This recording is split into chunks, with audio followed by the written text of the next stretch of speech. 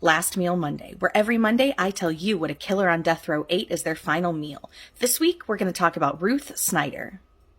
This is Ruth Snyder. She was a housewife from Queens in the 1920s. She was married to a man named Albert Snyder, and they had some real issues in their relationship. The rumors were that Albert wanted to hang a picture of his late fiancée, Jessie Goussard, in their home. He also named his boat after her. Ruth, believing that he would never love her as much as he loved Jessie, began an affair in 1925 with a corset salesman named Judd Gray. Ruth would convince Albert to get a life insurance policy on himself for $48,000, and then according to Judd, she would attempt to kill him at least 7 times until she succeeded on March 20th of 1927.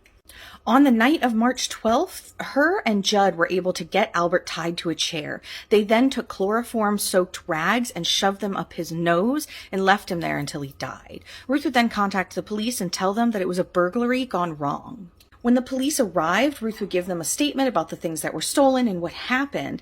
Police were a little wary of her statement, especially when they began searching the home and found some of the possessions hidden within the home.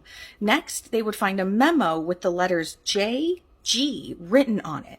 This was a memento from Albert's late fiancé, but when they asked Ruth about it, she immediately panicked and asked, "What does Judd Gray have to do with the murder?" After searching the home, police arrested Ruth for the murder of her husband, Albert. Then they found Judd Gray in Syracuse and arrested him as well. They both turned on each other at the trial, and both were found guilty of murder and sentenced to death. On January 12th of 1928, Ruth would be put to death by the electric chair, and for her final meal, she would have chicken parmesan, ice cream, 2 milkshakes, and a 12-pack of grape soda. And that brings us to the end of